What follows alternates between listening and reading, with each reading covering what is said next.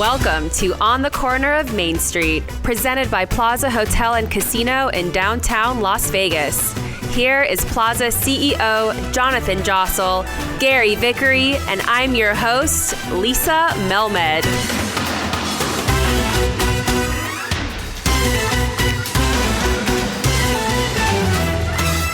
Today we are joined by former president of events and nightlife for MGM Resorts International, former executive VP of business development for Wynn Resorts, and former COO and VP of operations at Wynn Las Vegas. He served as the founder and owner of Las Vegas Nightlife Group and was named one of dance music's most influential executives in 2012 by Billboard magazine. Welcome, Sean Christie, to On the Corner of Main Street. Thanks for having me. Hey, Thanks Sean. for the intro. Yeah, that was a heck of an intro. I mean, you're dating me with the 2012 thing, but it's okay. Anything more recent? I'm getting old. When I told Lisa you were joining us, she was like, "Wow, this guy's got quite the resume. That does read very impressively. That's pretty cool." Yeah, and that's thanks. not even like half of it. You know, when you have a publicist, they elaborate on a lot of things, but it really just means I've been around. We are very grateful to have you here today. Thank you. I'm for taking honored the to time. be here. I know there's many things you could be doing better than this, but we appreciate you joining us. And I owe you a thank you because, although we're friendly now, when I first came to town in 2007, I didn't know you, and you had an establishment a year later that became my place to go. It was Blush, and I used to go there. Old fan favorite. At least once or twice a week. That was the place for me to go to. So thank you. Thank you for the memories. Thanks for coming in and making it happen. A lot of people could thank you for the memories they've made here in Vegas. That's true. Yeah, try. We always try, right? You guys make memories every day yourself. Well, we try. Yeah, we have had some. Last times. night being one of the memories. I was Yes. looking kind of FOMO online. Oh. You should have been here. Why Come to the dinner series. Next one I'm going to definitely go to. Okay. And last night seemed to be one of the pièce de résistance. You'll be at the next one. I'll make sure. Okay, great. I'll It's a make good sure of time. that. So tell us where you're from and how you got started in your career.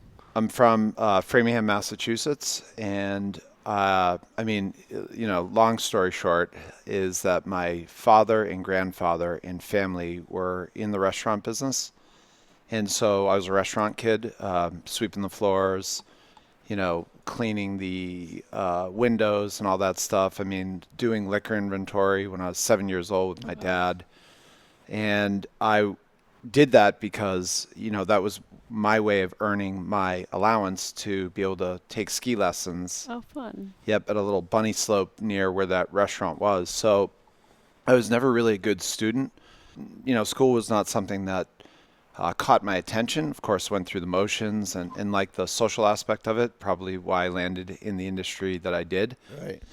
And also the other thing was too, I was talking about this, when you have, I have an intern who is from Brown, and I have a coworker, younger, who's 25, went to Cornell, the HRTA school. There was never really a defined path for, I'm 47 years old, so 30 years ago or more. There was never a defined professional path in my mind for what that meant to be a career. And growing up in the Boston area, it was really education, healthcare, some of the best hospitals in the world, finance and things like that. And when you're in the space of, again, bars, restaurants, lounges, it almost felt like a dirty word. Mm-hmm. So had that been a more pronounced profession and a more mature, or it's mature, but in the eyes of the professional community, a more respected pathway for a person like myself who grew up in these environments, I probably would have paid more attention. So, that initial restaurant experiences, growing up with my family, then fast forward, I went to Northeastern University, and, Jonathan, my mutual great friend, Jason Strauss, co-CEO of the Tao Group, he went also a former guest on the podcast. And former guest on the podcast, and a very dynamic man, yes, as we know. He's yes. And so, Did you know him then in Boston? Yeah, we vaguely knew each other. He was I was more, when I was younger, again, I was, straight out of high school into the clubs, if you will, doing coat check, bartending, ended up becoming kind of a assistant manager type guy while I was going to college. And believe it or not, well, I'm sure you can believe it because they've got a massive company and they're wildly successful. But Jason and Noah were even partners back then in Boston. And I kind of always looked up to them because as I was taking tickets, Jason was doing, Thursday nights at the club, doing boogie nights for 5,000 people. I was like, how does one even do this? Wow. So kind of even back then. I like that you were thinking of that though already. Yeah, and you figured it out. Yeah, and out of that actually, it inspired me to figure out how to, work my way into a more substantial position. So my initial boss, also Weird Boston connection, was Andy Massey. Right. Is here. He gave me my first job, really, really professional job, and gave me the opportunity. In Boston or? In Boston. Yeah. And also then brought me to Las Vegas under him for the House of Blues, and then he also gave me my job at the Light Group 1 year later. Just go through the timeline of that, because I think people Sure. really appreciate the history of like where we've come from as a city. There wasn't anything here. So when was this that you came out here? Yeah, so I started working for Andy. He was like the big, club guy in Boston at a young age. And we also had Ryan Doherty on the podcast, and he was another Boston guy. Another Boston guy. I only met Ryan really when I got here because he was more like Charlestown, I guess, which is a little bit different than Boston. There are nuances to every city. Cambridge is different. It's not really Boston. But anyhow, Andy, myself, and Jason were in that scene in the Boston it was called Lansdowne Street. But in 94, I think it was, right before I was 21, I started working for Andy. Had a great run. Andy went to Las Vegas to open the House of Blues at Mandalay Bay. He actually offered me a job back then. I had a family commitment that prevented me from actually moving out. When that went away, not went away, bad choice of words, but anyhow, when that became resolved, I hit him up on an email and said, hey, quote unquote, I remember an email even back then in 98 or 9 when he was already here.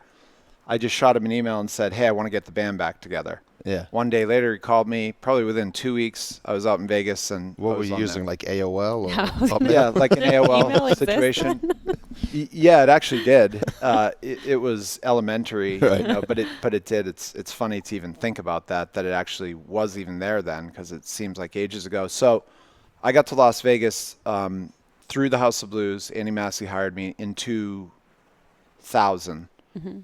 And worked there for 1 year. Right when I got to Vegas, Andy went to start the Light Group with Andrew Sasson and told me, dude, you're going to have a job with us, but I need you to fulfill your 1 year obligation to the House of Blues. I was like, and it had only been a few months that we were working together. I was like, so I moved out here. I came to work for you, and now I'm kind of, quote unquote, stuck here without my, kind of mentor at that moment. And it felt, forced me to grow, but to his word, 1 year and about 4 or 5 days later, I started working for Light Group.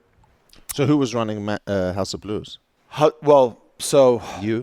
Yeah, me. I mean, I had a boss. His name is Russell Jones. Okay. He was around town for a long time. I think he's up in Lake Tahoe. Great guy. Still in the business. But it was just a music venue, like a live music venue, as it is today? No, actually, what it was back then, Andy had really started a Sunday night called Sin, and it was Grandmaster Flash. The town wasn't really up to speed on DJ culture and music yet. In terms of at the nightclub level. The only person really doing anything at that time was really Billy Richardson and Mark J. They were doing Raw. Okay. And Mark was bringing in, English DJs that I was well aware of, because the entire time in Boston, we had DJ culture, and I was booking DJs and throwing large-scale events. Did you ever work at the House of Blues in Boston? No, never did, which was weird. But the reason why Andy had that connection is because the original House of Blues is in Cambridge. And the company that we both worked for, shout out to Patrick Lyons, who's also still in Boston, the Lyons Group, they managed the first House of Blues. Oh, nice. I went to college in Boston, so I there went you there go. a few times.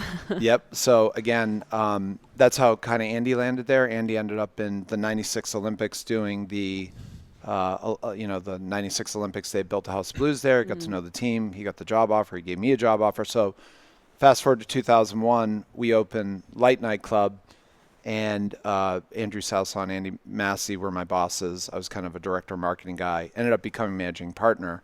But That's, kind of one of the moments in this town that kicked off, in a more meaningful way, probably bottle service. Yeah. And celebrity culture related to the nightclubs. We weren't paying for that then, but Andrew really drove, kind of this New York mentality of hiring PR people, flying celebrities in. I think one of the things that kicked us off was we did Paris Hilton's 21st birthday party. So bottle service didn't exist? So everybody had bottle service, but really what Andrew instituted was the idea that for a table, you had to, no matter what, mandatory, have a bottle. I think it was much looser in terms of, how that happened in those other places. They had it, certainly. And I was familiar with it from, again, being a club kid that went to New York and Miami, and they had that culture. So really, Andrew brought that over to Vegas in a more systemized way, if you will. And that kicked off, again, kind of celebrity culture meets bottle service. What ended up happening was that because in the industry nights, kind of all the pretty people and younger folk, whether it be male or female, were going there. So it was our version of the beautiful people in Las Vegas.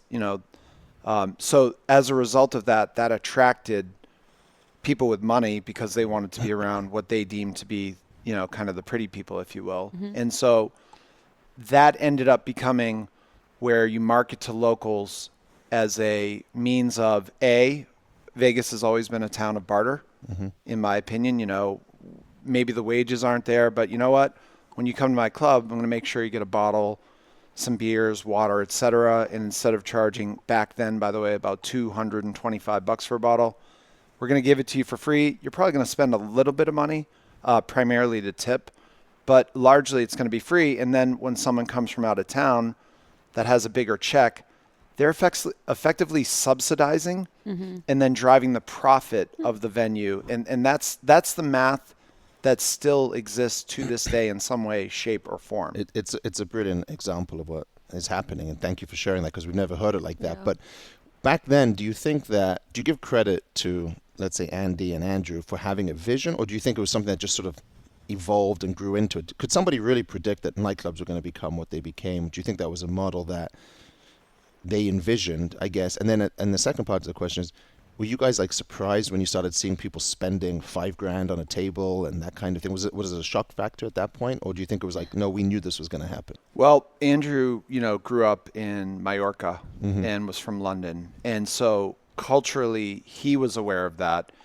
Andy and I had always been, again, worked in the nightclub, so had been around in New York and Miami. Andy was well traveled.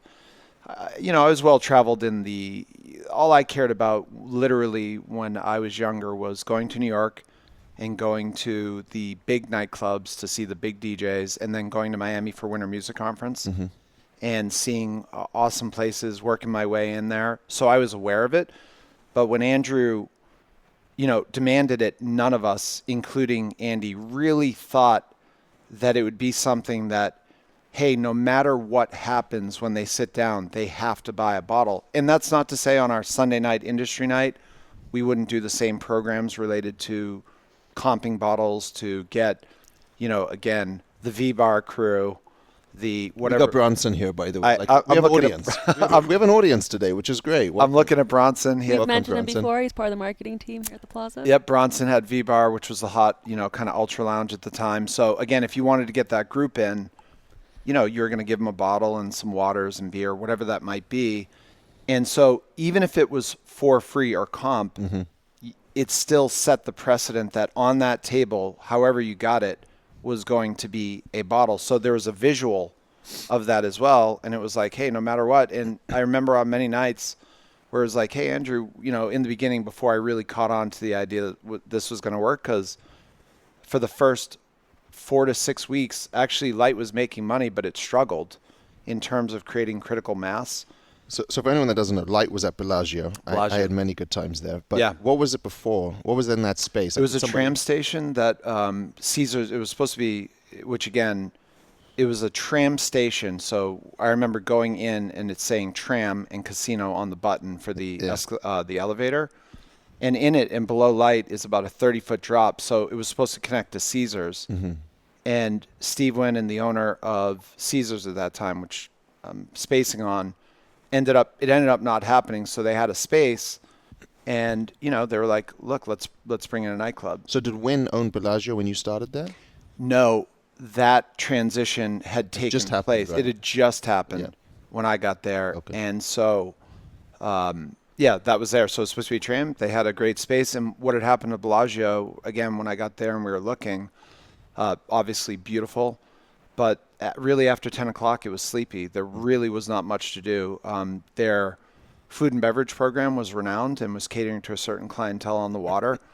But for a person like myself, which maybe I wasn't even from a price point perspective there yet, but it wasn't a place that younger, affluent, local people felt accustomed to. Really at that moment in time, I would say Mandalay Bay was the home of that, with all the things kind of the Richardsons were doing between Luxor and Mandalay. So the idea is make a club and, again, have this high-profile, bottle service celebrity-driven club that matched the ethos to a certain extent of the Bellagio, animated at night, and it ended up working out. But really what put us on the map was we did a big celebrity grand opening, kind of one of the first big nightclub celebrity openings that caught national attention.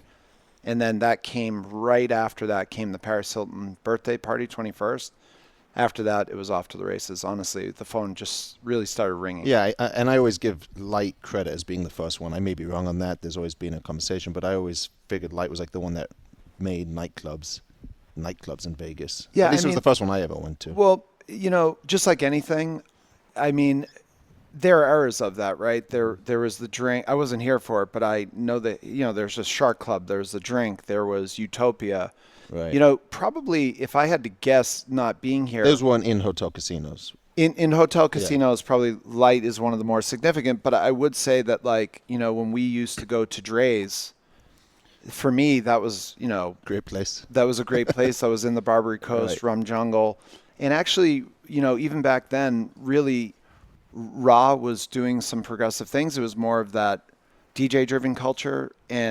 But yeah, I mean, it was probably, it's definitely one of the two or three that did that. So we got a little off sidetrack there. But sure. So tell us, from Light and the Las Vegas group nightlife group. Yep. How did you continue to evolve from there, you personally?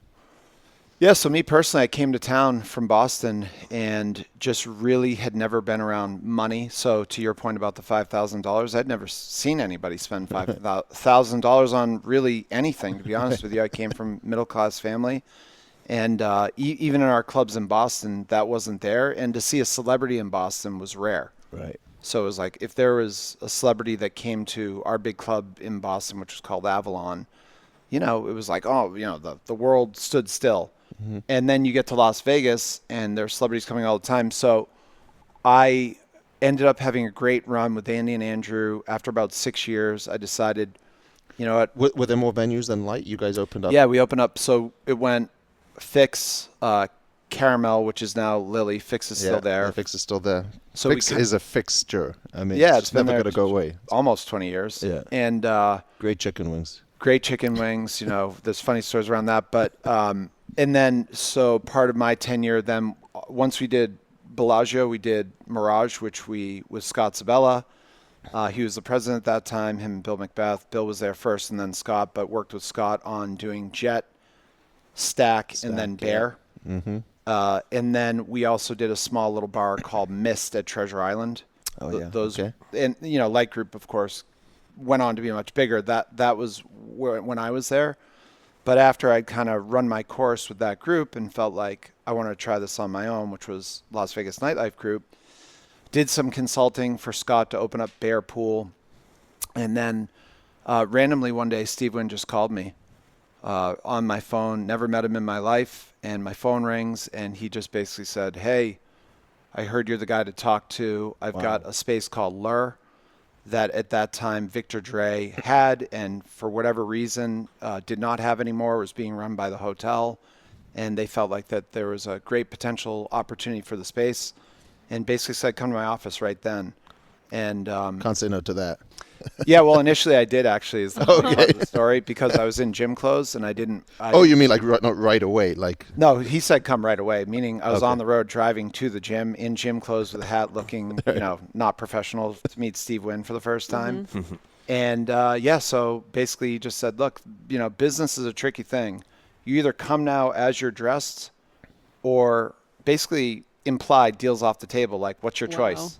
oh my God. And so wisely I said, well, I'll be there in 15 minutes. And turned around, I said, excuse my attire. Right. So, the other funny part about that story is that, we immediately engaged. He said, take a look at Laura. What would you do? Went in there, said, hey, let's just polish this thing up and let's come up with a plan, because I don't think it's structurally set up right. And let's reimagine it. And so I'll never forget, neither will the lawyer that was involved. Once we got into conversations, he said, okay, I've had this happen to me before. You have 24 hours to sign whatever the contract is. And after 24 hours, if you do not sign the contract, the deal's off the table, I and love you'll that. never have it again. I'm going to start saying that to Yep. people. Oh my gosh. That's great. So That's wonderful. So my lawyer at that time, who did the deals, we all know him, Dave Brown. Oh, yeah. He was in Rio de Janeiro Okay. on vacation, and the lawyer for the win at that time was driving with his family to Denver.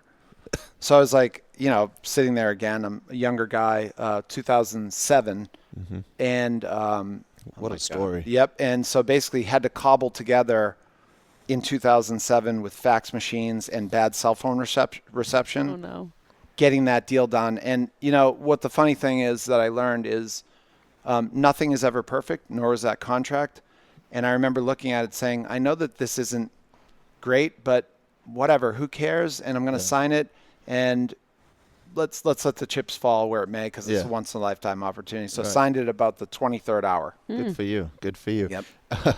You mentioned Steve Wynn, you mentioned Scott Speller. Yep. You've had these amazing people in your life. Is there anyone that stands out in terms of like as a mentor or as someone you've gained the most advice from or experience? I mean, those are you've had once in a lifetime opportunities to work with some of these people. Yeah, I've had the great pleasure of working with, people who I look up to, and I could probably name 10 of them.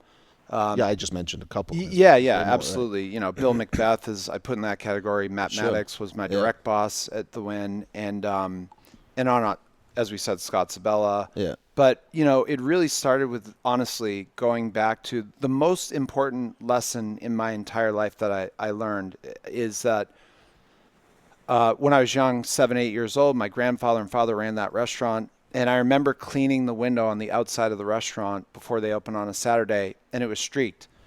And I went back into the restaurant. My grandfather brought me back out and said, hey, what is this? I said, I cleaned the window. He said, look, Sean, if you're going to do something, do it right. Right. What's the point of doing it this way when you can do it the right way for 5 more seconds? So That probably got you good stead for the for future me, people. that was the most important lesson of my life. And what resonated with me was professionally when Steve Wynn, when I met someone that spoke that language in their soul related to the execution of his vision of how it felt to the guest. Steve was 11 years with him was, the most important experience I had professionally. And he doesn't forget anything. He remembers No. every detail. He remembers everything. Every he said. detail, and he's obsessed with that. And so that was very important. And then, along the way, all the, kind of the presidents that I work with, I had a great run, 2.5-year run at MGM, came away with great friendships. I still have the pleasure of calling Bill Hornbuckle my friend. He was my boss. And, Ari Castrati, again, was a colleague of mine and great friends. So all those type of people. So Blush was obviously a big success, at least visually to people. No, it was very successful to us as financially. consumers. This is the boutique nightclub? Yeah. So what is a boutique nightclub? Yeah, so what had happened at that time was people were calling things ultra lounges, which Blush was. And it had become, in my mind, passé.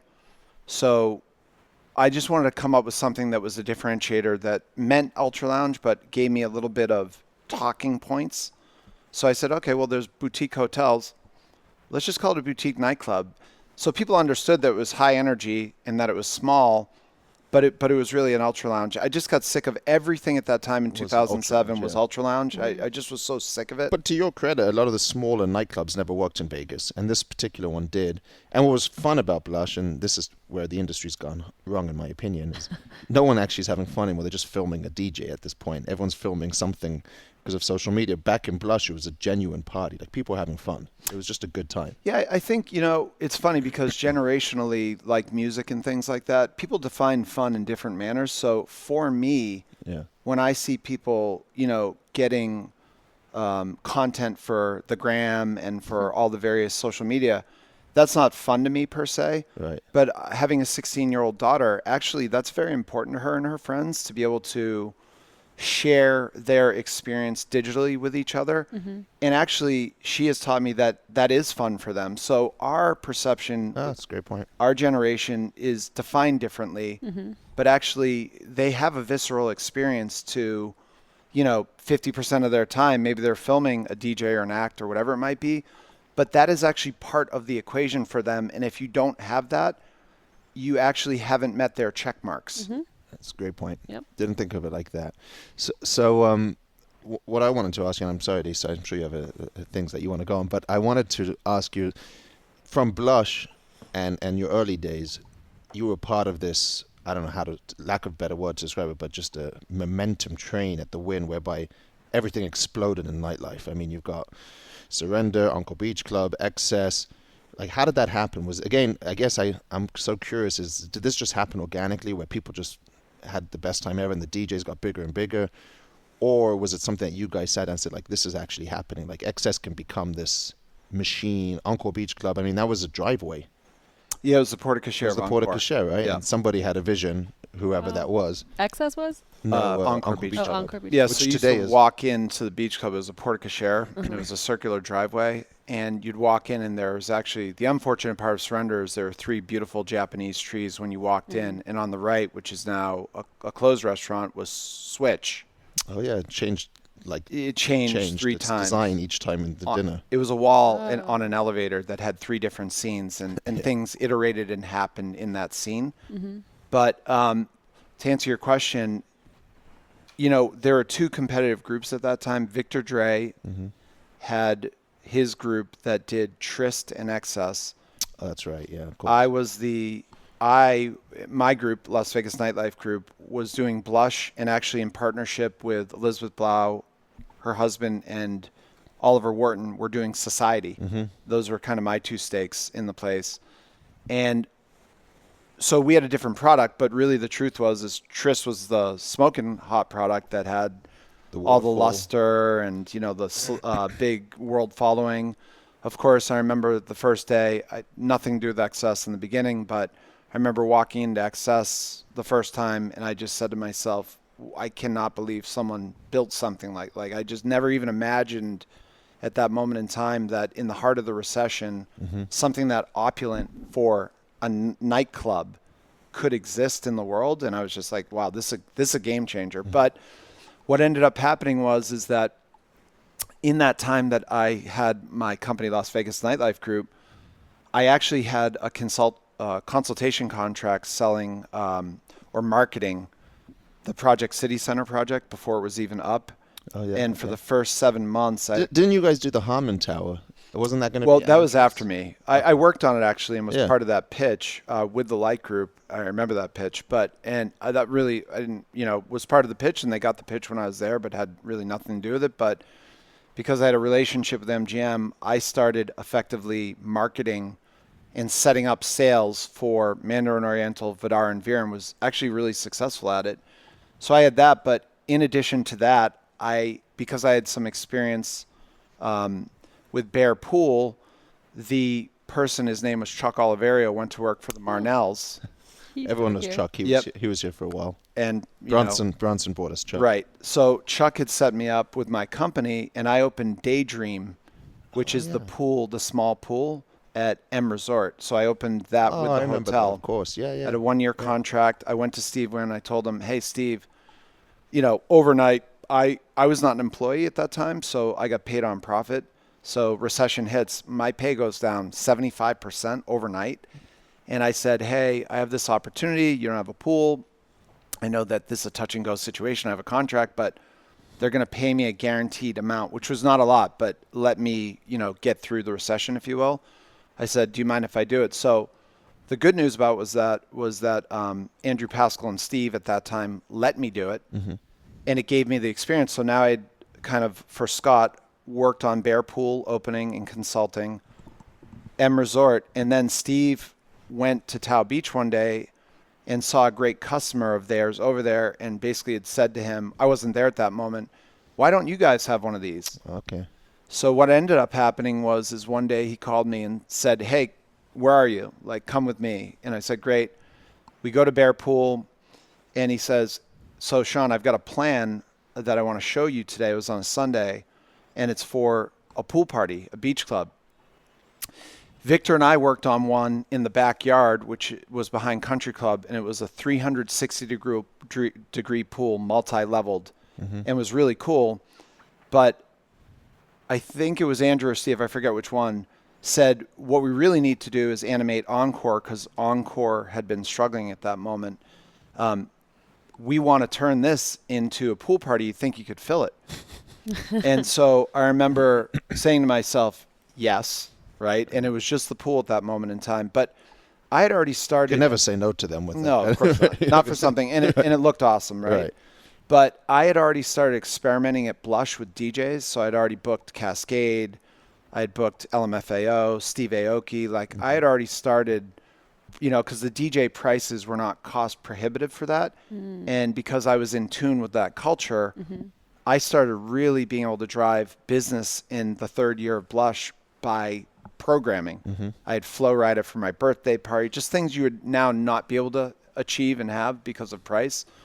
And I went to my friend, in town, his name's Shecky, Jonathan Schechter. And I remember going to Panorama Towers and seeing him. I said, hey, man, this thing is 55,000 square feet.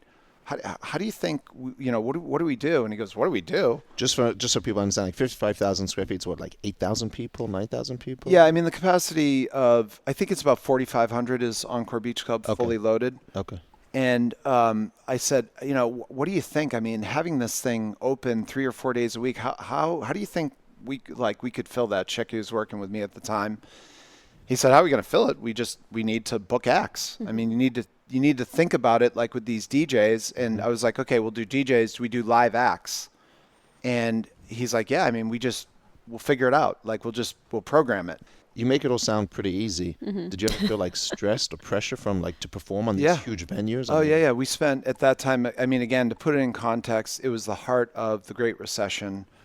Any type of gamble would really have to take a visionary, i.e. Steve Wynn at that moment, to, gamble, if you will, a strategic gamble on spending a lot of money to build something like this. And so I felt immense pressure because we also had hired hundreds of people, which I'd never really had. All of a sudden we had a staff of 500 people. And that was pretty stressful. And the first year, the weird part is because we were really first on DJs. So Surrender with Steve Aoki every Friday. Right. We actually hit it out of the park with Surrender. And Encore Beach Club, the thing that was supposed to be the layup, actually sputtered, which was the weird part because I was like, why is this? I don't understand why the pool is struggling and the thing that is supposed to be the left foot is actually taking off. This made no sense. And, so you never know where you got to work and how it goes, but you work through it. And so did you guys lock the DJs into contracts? Because obviously the industry's changed since then. When was Encore Beach Club? 2010, Memorial Day. It's 11 years old already. Yeah. Jeez. So what ended up happening is that Jesse, because Victor was there, had never really had the... Jesse Waits. Had never really had the ability to book talent because their ethos was, we don't pay for talent. Right. So once Victor was no longer with the Wynn and Jesse kind of had the reign on his own, we got together and said, hey, instead of all this infighting, Jesse was the first person that I met in Las Vegas and lived across the street from me, and we worked at the House of Blues together. Oh, wow. I went to him and said, hey, man, I know that over the past several years there's been, quote-unquote, healthy bad blood in terms of fighting for deals, competition, for the Wynn Resort. Because you guys are both running nightclubs in the same competitive nightclubs, even though they're totally different, and it was just immature ego stuff. Let's book talent together And once we did that, we really had a couple years of where we cornered the market. We flexed into our mutual buying power and did the day-night thing. And so because at that moment Marquee opened, they had actually taken Cascade from us. And, because Cosmo was the hot new hotel, Marquee with the Tao Group. So we really had to figure out a way to compete with everybody. And so that buying power, when Jesse and I aligned, gave us the ability to put in larger than market deal offers to kind of go after the larger market. So that's how the pricing of these DJs has just exploded? Yeah, it's not anything different if, again, came from a concert background as well.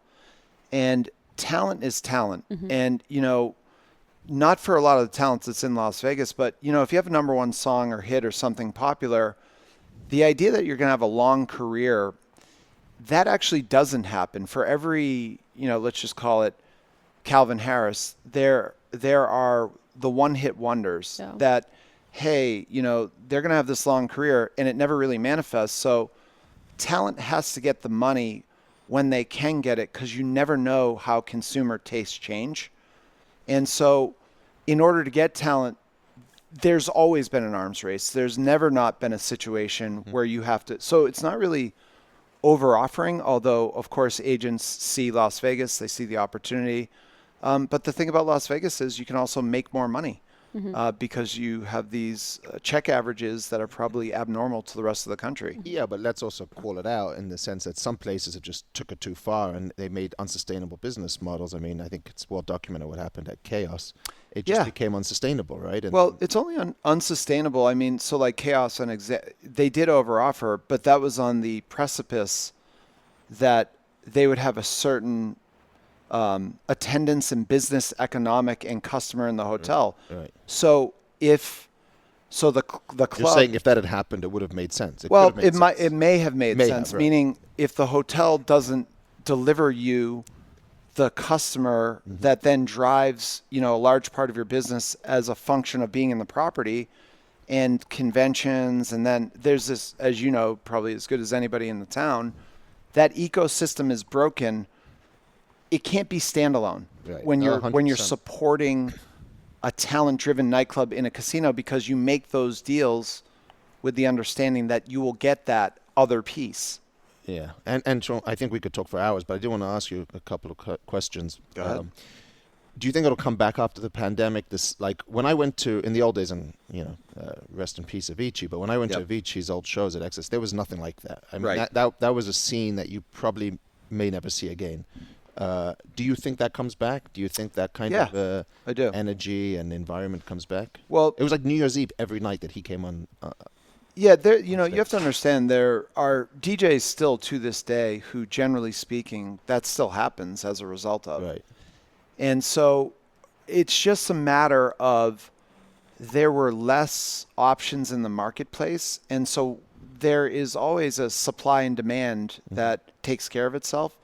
So when a market is oversaturated with large-scale venues and like talent, that becomes a problem for, basically the attendance, i.e. the income, because what now is a supply and demand, because there's so much compression related to the event, ticket prices go down, table minimums go down, guest lists are starting to let people come in for free more. So saturation creates a broken model, but then as a result of that, places like Chaos might go out of business. So what was open in 19 that held 3,000 or 4,000 people is now no longer there.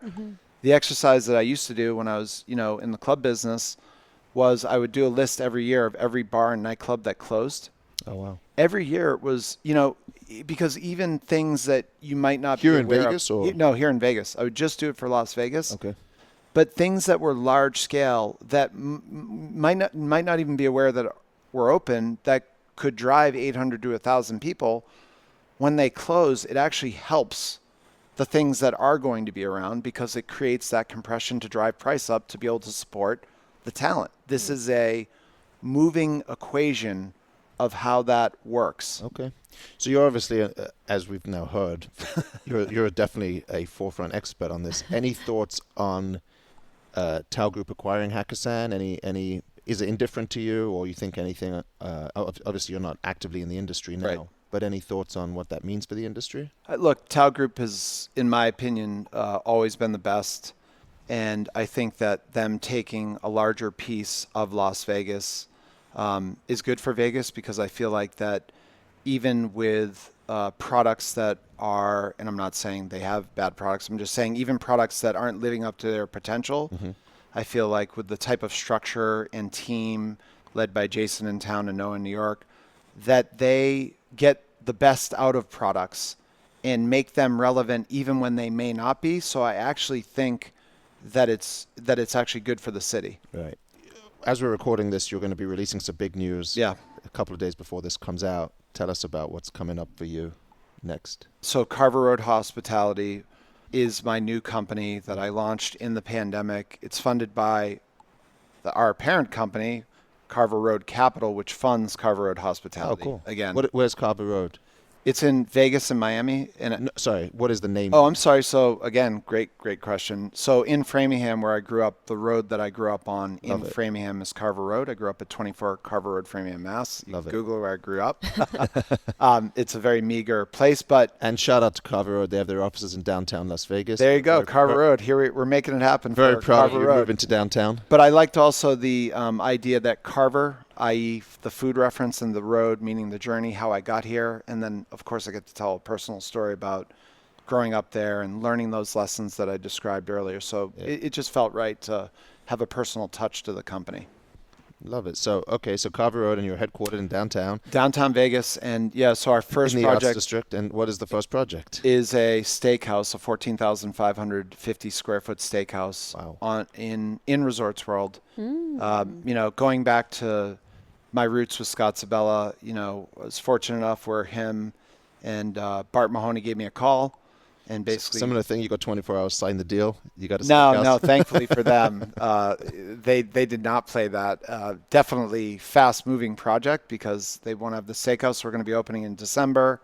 Really cool stuff like we have a knife shop PDR. We've got a whiskey library PDR. We have one of the largest probably patios on the Strip, 3,500 square feet. For anyone that doesn't know what a PDR is, private dining. Private dining room.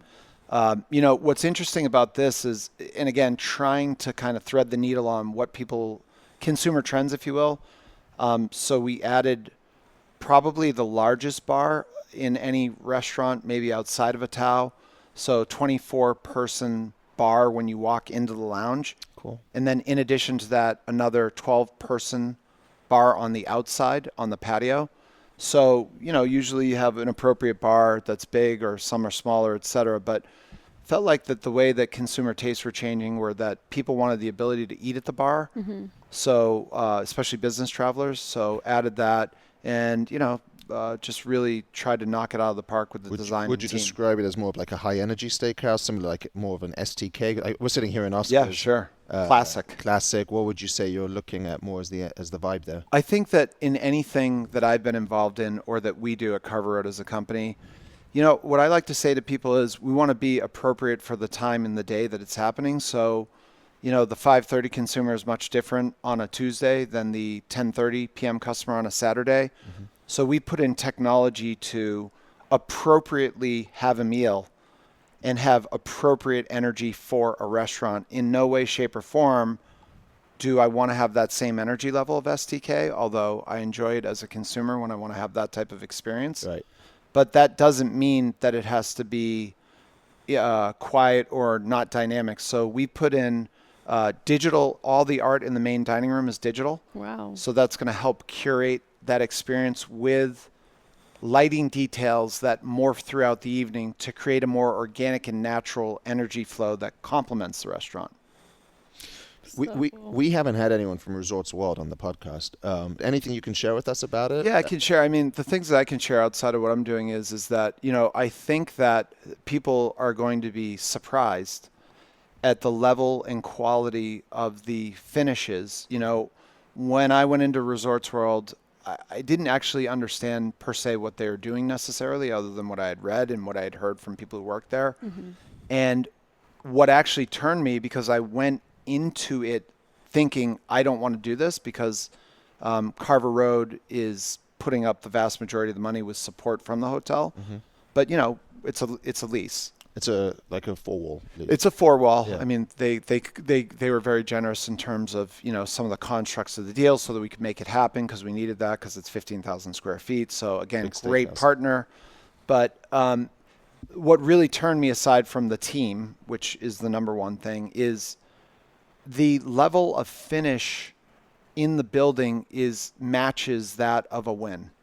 I mean, it is spectacular, beautiful, but because it's a new build, they had the benefit of being able to have high ceilings and things like that. So things that, again, you can't plan for long term. Right. So it feels like a hybrid of this great place that people are going to be able to have fun at, but also has those luxurious touches that you go to and see at a Wynn, a Cosmo. So it feels like kind of a Does it feel more blending of those. Does it feel like pretty, I guess, on brand? Because from the exterior, the thing that people say to me the most is there's the 4 names on the top there. Right. When you're inside, does it feel more cohesive? Oh, yeah. I mean, inside feels... Look, when you're in there, you're in a place, Yeah. Irrespective of the signs on the top of the building. Right. And again, I think that people, which again is why I then became interested, are going to be blown away by what they built. I've been around a long time, and I found my jaw dropping as I walked around the first great. couple times. Wow. Yeah. You have a chef? Have a chef, have a GM. We've signed them. We're going to Nice. announce them in August. We're going to do our announcement by the time this podcast comes out, with press release, renderings, Oh, great. and all those types of things, and all the those finishing touches. Can't wait to see it. Yeah. One last question. Do you have any career advice for someone just starting out in the industry? Weirdly enough, my intern that's working in our office from Brown that I was referring to, shout out to Graham Lee from the Lee family. Great guy. He had a similar question yesterday. So there are a couple paths. Like, I feel like the best path, because again, it's what I took, is to go in and to work in as many outlets and areas as possible, because it gives you a sense of what people challenge on a day-to-day basis. And I feel like that sometimes without that the challenges that various departments or outlets face that you may not be aware of. So I had the benefit of working in every area and growing up in that restaurant and things. So for me, even if you're, able to kind of bypass that, even getting in programs within companies or whatever it might be, so that you get as much exposure as young as possible to as many outlets would be my advice. And then, look, I also believe talent, always rises to the top. You got to, blood, sweat, and tears, work your way through that and figure it out. But when you have that type of background, it gives you a baseline to springboard off of. Well, and if I could add one thing Sean's not saying, but he's humble, is look at this guy, what he's accomplished here. Amazing. And it's all through hard work and also, taking opportunities. People sometimes shut down opportunities too quickly. He might have turned down that first meeting just because he was in his sweatpants, or he might have taken the risk to come to Vegas, but you take risks, you follow through, and look what you've done here. That, by the way, that's an incredibly important point, because as I've gotten older, you get into a phase in your life where you have kids and you look, okay, what's the second half of my life? But my thing is saying yes to life. Yep. That to me is the most important, one of the most important books by my favorite author, Dr. Michael Singer, is The Untethered Soul. And the other one is called The Surrender Experiment. And the Surrender Experiment is about, what if at every moment and every turn, effectively within reason, you said yes? Where would life take you, provided that it's not, hey, someone wants to do drugs, say yes to that. I mean, responsibly saying yes, right? Yes. But meaning, when life presents you something, are you present enough and open enough to see the opportunity and accept that you can sit inside and hide and control, or think you're controlling your destiny, or actually be open enough to realize your destiny? Thank you so much for joining Thank us you. today. It's been fun. We might have to do another episode one day. We skipped We out have a a whole lot. We have a lot. we skipped okay. out a whole chunk of his All career. good. I like it. We'll come back for part 2 if For this sure. does well. If it doesn't, See you on the block. Yeah, exactly. You can stay up to date with Sean on Instagram at Sean M. Christie. We'll be back again soon, but in the meantime, please rate, review, and subscribe. Tell your friends about On the Corner of Main Street, and of course, follow us on social. On Twitter and Instagram, it's at Plaza Pod, and on Facebook, find us at Plaza Podcast. Or go right to the top and tweet Jonathan at Jonathan Jossel. We'll see you next time from right here on the corner of Main Street.